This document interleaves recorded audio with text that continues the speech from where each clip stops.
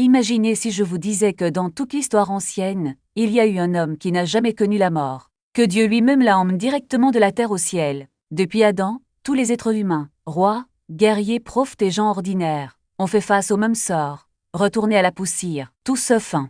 Son nom était Enoch. Les Écritures disent seulement qu'il marchait avec Dieu, et n'était plus, parce que Dieu l'a pris. Pas de maladie, pas de tombe, pas de funérailles. Dieu vient de le prendre. Mais que signifierait-il de marcher avec Dieu? Comment peut-on vivre si près du Tout-Puissant que même la mort s'en éloigne? Et que signifie cette histoire pour nous aujourd'hui, en particulier pour ceux qui portent la foi en héritage, vivant entre espérance et lutte? L'histoire d'Enoch n'est pas seulement un récit du passé.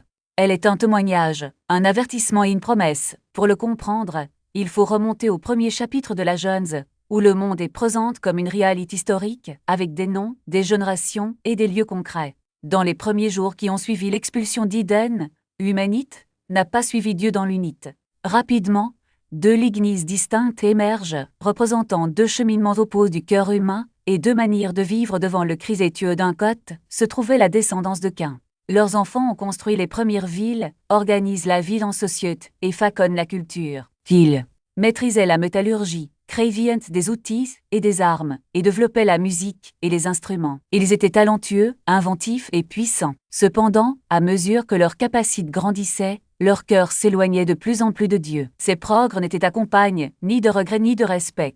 Ils ont construit un monde où Dieu pouvait être ignoré. De l'autre côté se trouvait la lignée de Seth, le fils d'Adam, et Ève après la mort d'Abel. À travers cette descente, les Écritures nous disent que les gens ont commencé à invoquer le nom du Seigneur. Ils n'étaient ni parfaits ni exempts de pêche, mais ils cherchaient Dieu, et ils se souvenaient de ce qu'Adam avait transmis, la beauté du jardin, le son de la voix divine, la douleur de l'expulsion et le prix élève de la désobéissance. Enoch est dans cette lignée de foi, mais il n'a pas vécu dans une bulle proche. Il a grandi autour de la culture des descendants de Caïn, un monde de plus en plus marqué par l'arrogance, la cruauté et l'autosuffisance. Au fil des générations, la violence s'est répandue comme une tache. Genèse 6h11 résume ce scénario par une phrase effrayante. La terre était pleine de violence. C'était une société où la corruption était devenue normale, où la fierté était célébrée et où ceux qui essayaient de vivre de manière juste se sentaient de plus en plus seuls. C'était l'air qu'Enoch respirait, le monde qu'il traversait quotidiennement. Cependant, au milieu de temps d'obscurité, les Écritures disent quelque chose de surprenant à son sujet. Enoch a choisi une voie différente. Il a marché avec Dieu. Pour les Hébreux, un nom n'était jamais qu'une simple étiquette. Il portait un sens, révélait l'identité, le but et la manière dont cette vie s'inscrivait dans le plan divin. Lorsque nous lisons la généalogie d'Adam à Noé, en passant par la lignée de Seth, nous ne parcourons pas seulement une liste de noms anciens. Nous sommes confrontés à une séquence de significations qui, ensemble, ressemble presque à une prophétie. Mais Adam signifie homme, le premier est en forme de poussière. Cette signifie désigne celui donne à la place d'Abel. Enoch a porté l'idée de mortel, fragile et vulnérable. Kénan est lié au chagrin, à la douleur qui accompagne la vie humaine après la chute. Malalel signifie louange à Dieu, un rappel que même dans la douleur, l'adoration persiste. Jaotsug redescendra, indiquant un mouvement du ciel vers la terre. Vient ensuite Enoch, dont le nom est associé à enseigner, être instruit ou se consacrer. Ensuite, Mathusalem, dont le nom, dans la tradition hébraïque, est interprète comme sa mort apportera. Lamech signifie deux esprits, un homme vivant sous le poids d'un monde brise. Enfin, No, qui signifie repos ou consolation, celui par qui Dieu préserverait l'humanité et lui donnerait un nouveau départ. Lorsque ces significations sont placées côte à côte, elles forment une phrase frappante. L'homme a été désigne mortel dans la douleur, mais la louange à Dieu descendra, enseignant que sa mort apportera le repos aux deux esprits. Il ne s'agit pas d'un code secret, ni d'une énigme mystique, cachée dans la Bible. Les Écritures ne prétendent pas que Dieu a écrit un acrostiche ou cache un message dans ses noms. Ce que nous avons, ce sont des significations claires, préservées par la tradition hébraïque, et les lecteurs à travers les générations ont simplement remarqué à quel point elles s'alignent magnifiquement sur le plan rédempteur de Dieu dès le début, au milieu de la fragilité et de la douleur humaine. Ce mot l'indiquait déjà un Dieu qui descendrait, qui entrerait dans notre souffrance et dont la mort ouvrirait la voie au vrai repos. Et au centre de cette lignée se trouve Enoch, l'enseignant, le dévot, un homme dont le nom suggère une vie centrée sur la réception de la vérité et sa transmission dans ses premières générations. L'histoire de la création n'était pas quelque chose d'écrit sur un parchemin ou transmise, comme une tradition lointaine. C'était un souvenir vivant. Adam, l'homme forme de la poussière, qui avait entendu le bruit du Seigneur Dieu marchant dans le jardin dans la fraîcheur du jour, était toujours là. Lui qui avait vu Aïden de ses propres yeux, qui avait tendu la main vers l'arbre interdit, qui avait ressenti le poids de l'exil, pouvait encore parler, se souvenir et témoigner. Et le petit Enoch ne déjeunera plus. Tard dans la lignée de Cès, pouvait s'asseoir à ses pieds et écouter un garçon curieux, aux yeux écarquillés, se penchait tout tandis que le vieil homme décrivait la rivière qui coulait à travers le jardin, pure et cristalline, se divisant en 4 branches. Adam parle de l'arbre de vie, érige au milieu de l'Éden, symbole de communion ininterrompue et de vitalité éternelle. Puis, sa voix est devenue plus lente alors qu'il racontait le moment où tout a changé. Comment un seul acte de désobéissance a détruit l'intimité avec Dieu, comment la honte et la peur sont entrées dans le cœur humain, comment le bruit des pas de Dieu dans le jardin a cessé d'être joie et est devenu peur pour Enoch. Il ne s'agissait pas de légendes lointaines ou de contes religieux. Il s'agissait de témoignages oculaires, d'un lien direct avec un monde qui avait existé et d'un rappel douloureux de ce qui avait à être perdu. Alors que les descendants de Caïn investissaient leur énergie dans la construction de villes, forgeaient des outils et composaient de la musique sebrant leurs propres réalisations, le cœur d'Enoch était faconné par quelque chose de plus profond. Ses frères créeront de nouveaux outils métalliques. Il a appris à construire une vie bâtie sur la confiance et l'obéissance. D'autres, on compose des chansons vantant la force et le progrès humain. Il adresse ses oreilles pour entendre la voix du Dieu avec lequel Adam avait marché autrefois. Leur monde était déjà en tâche de violence, leur culture s'éloignait de plus en plus du créature. Mais dans cet environnement, Enoch absorbe une leçon différente, que la vie avec Dieu était possible. Même au milieu du chaos intervention, Dieu l'a pris. Il n'y a pas eu de funérailles, il n'y a pas eu de deuil prolongé, il n'y a pas eu d'adieu progressif. En un instant, la présence d'Enoch cessa d'être visible parmi les hommes, et sa vie fut transférée à l'éternité, sans passer par l'ombre de la mort. Ce détail, unique dans le récit biblique, n'est pas seulement un fait curieux, mais une fenêtre sur le cœur de Dieu. La mort depuis la chute d'Adam était devenue la sentence universelle, le salaire inévitable du péché. Mais avec Enoch, Dieu a brisé le modèle. Il a démontré que la communion ininterrompue avec lui ne doit pas nécessairement être interrompue par la mort. Ce n'était pas une récompense pour le mérite, mais un aperçu de ce que Dieu lui-même voulait restaurer, la ville éternelle, la proximité sans barrière, la communion que le péché avait volé. L'histoire d'Enoch nous rappelle également que Dieu n'est pas lié à nos attentes. Il ne suit pas de formule prévisible. Alors que d'autres hommes anciens ont vécu des centaines d'années, Enoch a été retiré de la terre à 365 ans, un nombre qui, fait intéressant, reflète les jours d'une année solaire. Certains érudits y voient un symbole. Sa vie était complète, non pas à cause de la longueur, mais à cause de la profondeur de sa marche avec Dieu. Il n'avait pas besoin de plus de temps, il fallait juste plus de foi. Le Nouveau Testament renforce cet édit en soulignant qu'Enoch a été traduit par la foi. Ce n'était pas à cause d'œuvres parfaites, ni à cause de rituels impeccables, mais à cause d'une confiance qui le maintenait en ligne avec le cœur de Dieu. Sa foi n'était pas un sentiment passager, mais une position constante, un choix quotidien de croire que Dieu était fidèle, même lorsque le monde autour de lui sombrait dans la corruption. Cette foi ne l'isolait pas de la réalité. Cela lui a permis d'y vivre, mais avec une perspective différente. Alors que d'autres ne voyaient que le chaos, Enoch voyait la main de Dieu guider l'histoire. Tandis que d'autres cédaient au désespoir, lui s'accrochait à l'espoir. Le départ d'Enoch revêt également une signification prophétique. Il est un signe, un avant-goût de ce que Dieu ferait à plus grande échelle à travers le Christ.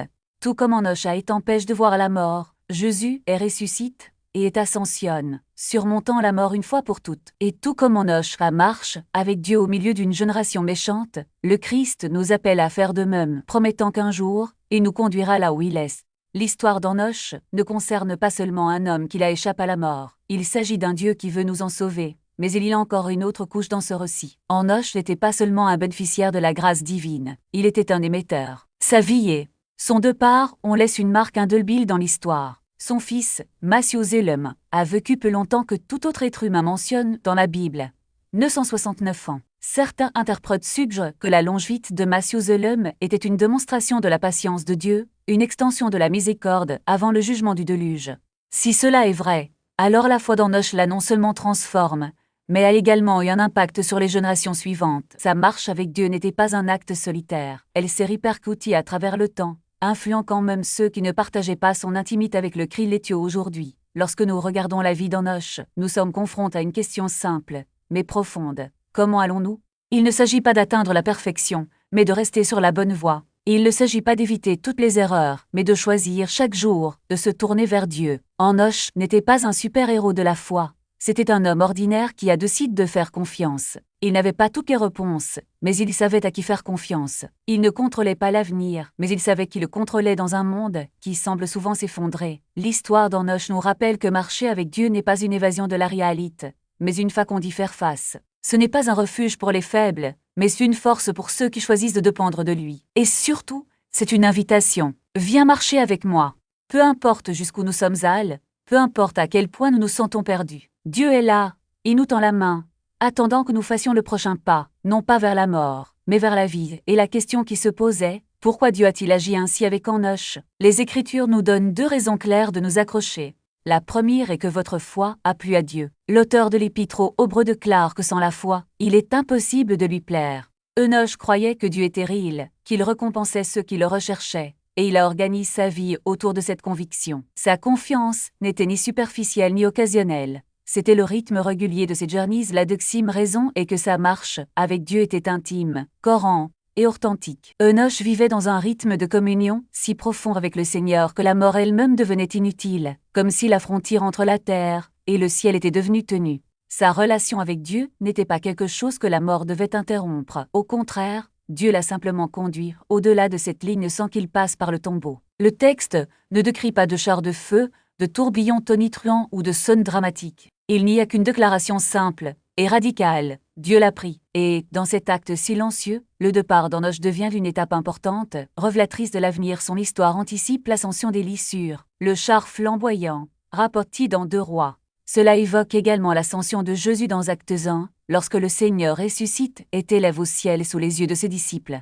Et cela signale même la rencontre promise des croyants avec Christ, décrite dans 1 Thessaloniciens 4, lorsque ceux qui appartiennent au Seigneur seront en pour le rencontrer dans les airs. Enoch se trouve à la croix ici du temps, de l'histoire et de la prophétie. Un homme réel qui a parcouru la terre poussiéreuse, mais aussi un aperçu vivant de la gloire que Dieu a préparé pour ceux qui marchent avec lui dans la foi. Quand Enoch a disparu de ce monde, son histoire ne s'est pas terminée.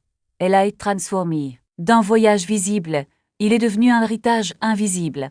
Bien que Dieu l'ait pris, l'impact de sa vie a continué à couler comme une rivière silencieuse sous la surface de l'histoire, se répercutant à travers ses descendants. Le premier d'entre eux était son fils Mathusalem, dont le nom signifie « sa mort amènera ». Il a vécu plus longtemps que toute autre personne mentionnée dans les Écritures, et son extraordinaire longe-vie est devenu un symbole vivant de la patience de Dieu. Année après année, décennie après décennie, génération après génération, le Seigneur a retenu le déluge, reportant le jugement pendant que Mathusalem respirait. Chaque année supplémentaire de sa vie était une autre année de miséricorde, une autre invitation à la repentance, un autre rappel que même au milieu de la corruption, Dieu se souvient de la compassion. Puis vint le mec, fils de Mathusalem, un homme qui portait le poids d'un monde corrompu, mais aussi un fragile espoir de quelque chose de meilleur. Lorsqu'il nomma son fils No, il exprima un désir profond.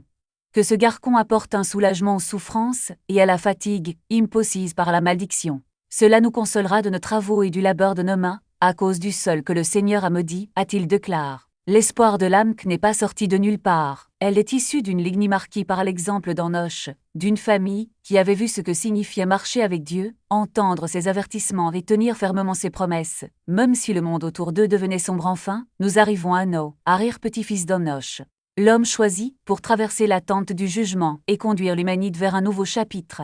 Jeune 6 à 9 dit que Noé était un homme juste et irréprochable dans sa génération. Noé marchait avec Dieu. Ces mots font écho à la description d'Enoch, comme si l'Adam spirituel de cet ancien marcheur lui avait été transmis. Le dévouement d'Enoch n'est pas mort le jour de sa disparition. Il lui a survécu. Il a préservé un reste dans un monde en train de s'effondrer et a préparé la lignée par laquelle Dieu sauverait littéralement la race humaine de même. Votre marche avec Dieu aujourd'hui ne concerne pas seulement vous.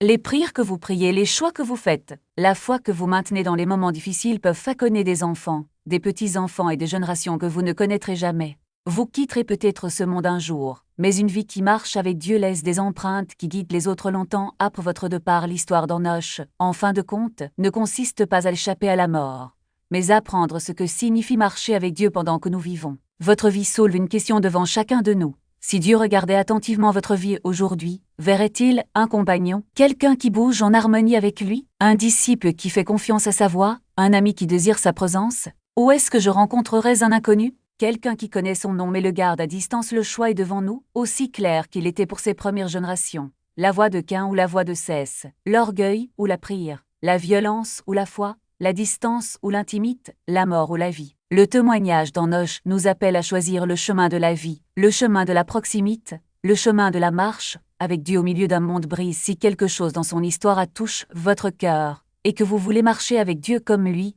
dites-le à voix haute, écrivez-le dans les commentaires, comme un acte de foi. Vous pouvez simplement dire « Je veux marcher avec Dieu » ou tapez 77, comme signe que vous lui tendez la main. Avant de terminer, je tiens à vous remercier de nous avoir suivis jusqu'ici. Votre fin de vérité, votre volonté de méditer la parole de Dieu ne passe pas inaperçue au ciel. Que le Seigneur vous bénisse pour chaque moment que vous consacrez à sa recherche. Permettez-moi de prier pour vous. Seigneur Dieu, apprends-nous à marcher avec toi comme Enoch marche.